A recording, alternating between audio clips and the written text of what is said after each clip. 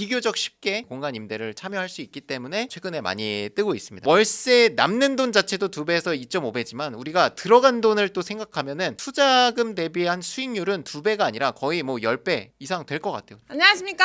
안녕하세요. 자, 오늘 주제는 월세를 2.5배 더 받을 수 있다 그렇죠. 라고 얘기를 또 해주셔가지고 네, 단기 임대로 하는 거고요. 처음 보시는 분들이 계실 거니까 단기 임대라는 게 뭐냐면 일 단위로 계약하는 숙박업과 다르게 이제 주 단위로 계약함으로써 이거는 숙박업이 아니라 이제 단기 임대. 관할하는 법이 다릅니다. 위생관리법에 들어간 숙박업이 아니라 거기에 이제 들어가게 되면 굉장히 많은 규제들을 받게 되거든요. 단기 임대라는 건 이제 공간을 빌려주는 개념이기 때문에 그런 위생과 이런 거에 규제를 안 받게 됩니다. 그래서 단기 임대가 최근에 이제 많이 뜨고 있는데 그 이유가 비교적 쉽게 공간 임대를 참여할 수 있기 때문에 최근에 많이 뜨고 있습니다. 그래서 구속되는 법이 다르다라고 보시면 될 것 같아요. 월세 2.5배 받는 게 뭐냐? 돈도 정말 많이 들어가지만 대출 받아가지고 월세 받는 거에서 남는 금액보다 전대차를 받아가지고 임대를 주는 게 훨씬 돈도 적게 들어가고 남는 금액도 커지게 됩니다. 잠깐 오시는 수요분들이 분명히 있거든요. 출장을 온다든지 내 집이 인테리어 공사가 들어와서 가 있을 데가 없어. 그런 분들이 2년 동안 계약을 해서 월세 들어오진 않거든요. 그런 임시 수요, 임시적으로 사는 수요를 위한 단기 임대다라고 보시면 될 것 같습니다. 아무래도 계약 기간을 짧게 하기 때문에 금액을 더 올릴 여지가 생깁니다. 기간이 짧아지면 짧아질수록 비용을 더 높일 수 있게 됩니다. 여기에 임대 주는 사람 입장에서 전대차를 받은 이제 우리 입장인 거죠. 주 단위로 게스트분들이 바뀌기 때문에 그 과정에서 우리가 청소도 해야 되고 소모품 같은 거 이제 손상된 거나 이런 게 있으면 교체도 해야 되고 이런 손이 좀 들어가는 게 있긴 한데 그 들어가는 거에 비해서 벌어들이는 소득 자체가 훨씬 더 이제 월세보다 크기 때문에 이거를 할 수 있게 된 겁니다. 저는 이제 오피스텔도 많이 집주인으로서도 가지고 있고 전대업으로 해가지고 공간 임대도 하고 있지 않습니까? 그러니까 비교가 되거든요. 여러분들이 쉽게 이제 비교할 수 있게 한번 이거를 좀 써보자면 어떤 느낌이냐면 오피스텔 1은 내가 주인으로 월세를 준다고 가정을 하고 오피스텔 2는 전대차로 공간 임대를 한다고 했을 때 오피스텔 주인으로서 월세를 준다는 건 뭐죠? 보통 대출을 받아가지고 세를 받아가지고 대출 이자도 내고 남는 금액에 대해서 우리가 실제 소득으로 갖는 거죠. 2억짜리 오피스텔에 1.5억의 대출이 있다고 가정을 해볼게요. 5% 금리로 이제 대출을 갖고 있다고 했을 때 월에 나가는 이자가 한 62만 5천 원 정도가 됩니다. 여기에 반해 우리가 세입자한테 받는 월세는 100만 원이 넘지 않아요. 현재 시세로 2억짜리 오피스텔에 절대로 100만 원까지는 못 받거든요. 80만 원 정도를 받게 됩니다. 실제 남는 돈이 17만 5천 원 정도밖에 안 돼요. 이 같은 집을 전대차로 했을 때는 얼마가 남게 되냐면 전대차라는 건 이제 주 단위 계약을 하기 때문에 주세라고 합니다. 이게 제가 받았을 때는 한 40만 원 정도가 됩니다. 주세니까 이거를 곱하기 4를 해야겠죠. 풀 예약이 들어오면 곱하기 4인데 저 같은 경우 예약률이 한 80%에서 90% 정도가 됩니다. 그래서 160만 원에 80%니까 한 128만 원 정도가 나와요. 투자금 자체도 훨씬 더 적게 들어갔죠. 그럼에도 불구하고 월세로 받으면 80만 원에서 뭐 많으면 90만 원 정도인데 공간 임대를 했을 때는 128만 원을 받게 된다는 거예요. 단순 계산으로. 근데 우리가 내는 건 이제 대출 받아서 산 게 아니기 때문에 우리는 뭘 내죠? 집주인한테 월세를 내죠. 그 월세가 아까 위에서 80만 원이라고 가정을 했으니까 80만 원이라고 하면은 실제 남는 돈이 48만 원 정도가 남아요. 차이를 보자면 위에서 남은 돈은 17만 5천 원인데 지금 공간 임대를 했을 때 48만 원이니까 2배가 넘거든요. 관리비도 내야 되고 이런 부분들이 있지만 우린 관리비는 별도로 또 청구를 하거든요. 33M2에선 게스트분들한테 또 받는 비용입니다. 청소비를 한 10만 원 정도 빼면 그래도 38만 원입니다. 얼추 한 2배 정도가 남는 거거든요. 지금 이 80% 곱했는데 예약률이 보통 80%에서 90%까지 되기 때문에 실제 남는 돈은 38만 원보다 보통은 훨씬 많긴 합니다. 45만 원에서 한 50만 원 정도 많게는 남는 것 같아요. 이렇게 수익률을 비교해 본다면 우리가 주인으로서 월세 주는 것보다 공간 임대를 했을 때 남는 돈이 훨씬 더 크다. 다만 리스크가 있죠. 주 단위 계약이기 때문에 예약률이 떨어졌을 때에 대한 리스크는 있는 거죠. 반면에 월세는 2년 동안 이제 고정적으로 우리가 안정적으로 받는 그 안정성이 좀 높다라는 차원에서는 차이점이 있을 수 있습니다. 높은 수익률도 있지만 단기 임대의 장점이 또 어떤 게 있는지. 가장 대표적인 장점은 투자금이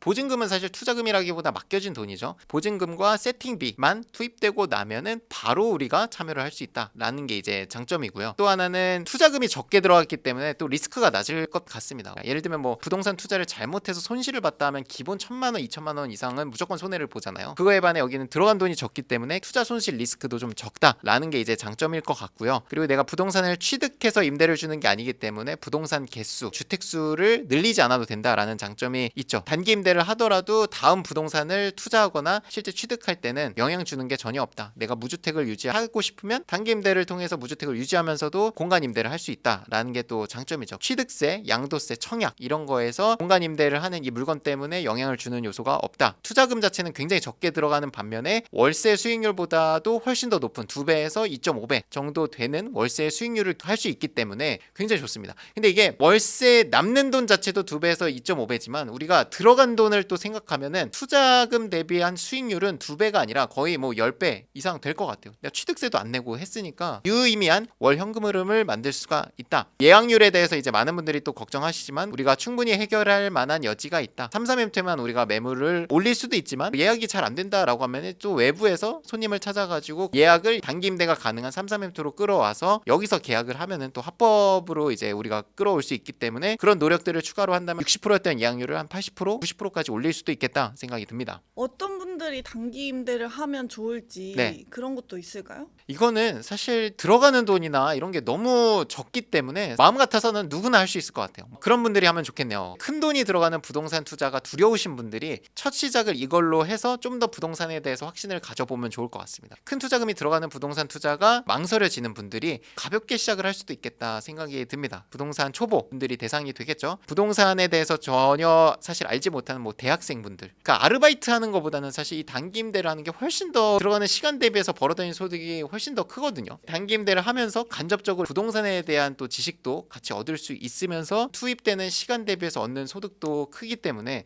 대학생 부업으로도 너무 좋을 것 같고요. 자녀분들을 이제 학교에 보내고 또는 어린이집에 보내고 평일 낮 시간이 좀 여유로우신 주부분들이 또 직접 이제 청소를 하면서 운영하는 것도 너무 좋겠다. 핸드폰 하나만 있으면은 누구나 이거는 가능하기 때문에 회사원들도 충분히 중간중간 CS 들어오는 거 간단하게 답변하고 그런 게 가능하신 이제 회사원분들도 너무 괜찮겠다라고 생각이 듭니다. 사실 누가 해도 상관이 없습니다. 우리 PD님이 하셔도 되고 저도 지금 하고 있고 들어가는 시간이나 투자금 자체가 적기 때문에 못할 사람이 없는 것 같아요. 공인중개사 하시는 분들도 뭐 할 수 있을 것 같고. 단기 임대 장점에 대해서 많이 말씀을 해주셨는데 네. 단점은 없을까요? 아무래도 월 현금 흐름에 초점을 맞춘 거다 보니까 인생을 바꿀 만한 투자는 아니거든요. 이게 한 번에 뭐 1,000만 원, 2,000만 원 이런 것도 사실 인생을 바꾸는 투자는 아니에요. 한 수천만 원 이상씩 벌 수 있는 투자를 결국 해야지 인생이 좀 바뀌어 가는 거라고 생각을 하는데 이걸로 20채, 30채 이상 하지 않는 이상 막 인생이 바뀌진 않을 것 같아요. 두 번째는 내가 쉽게 시작할 수 있는 만큼 다른 경쟁자들도 쉽게 시작할 수 있는 반대급부가 있습니다. 경쟁자들의 진입 또한 쉬우니까 그래서 저는 빨리 시작을 했고 관심 있으신 분들도 빨리 시작을 하셨으면 좋겠다라는 생각이 듭니다. 그리고 세 번째가 공간임대라는 게 숙박업과 상당히 경계가 모호한 부분이 있어서 그런 부분에서 이제 법적 규제가 추가로 들어올 수도 있겠다라는 예측이 됩니다. 이게 또 장기적으로 가면 법적 규제가 생길 수 있기 때문에 또 이런 잠재적인 리스크가 있다. 결국은 빨리 시작해야 되는 겁니다. 경쟁자들도 많이 진입을 할 것 같고 앞으로는 또 저희가 단기 임대를 온라인 강의로 또 운영을 하고 있잖아요. 네. 설명해 주시면 좋을 것 같습니다. 네,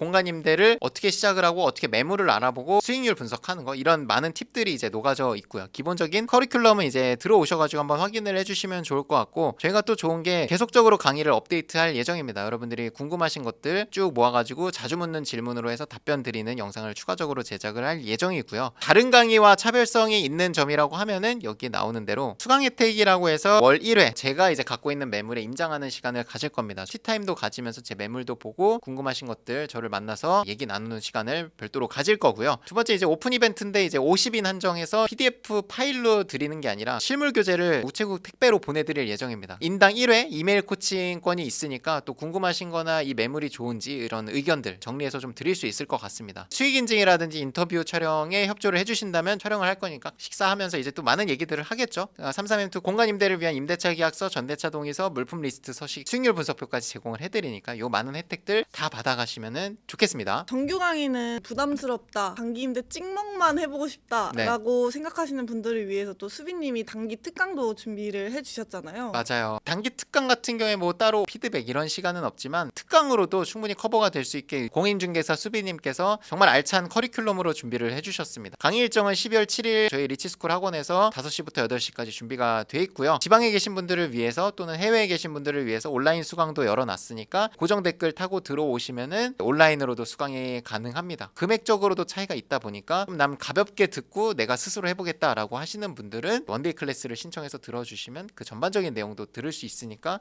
이걸 듣는 것도 너무 좋을 것 같습니다. 또 수빈님이 PDF가 100장이 넘기 때문에 강의료가 네. 저렴하게 책정이 되어 있다 보니까 맞아요. 줄이고 줄여서 저렴할 때 많은 분들이 혜택을 누리셨으면 좋겠습니다. 어렵게 모셨고 이 가격에 이분을 모실 정도면 저희는 사실 PD님 월급도 못 줍니다. 고생 많으셨습니다. 고생 많으셨습니다.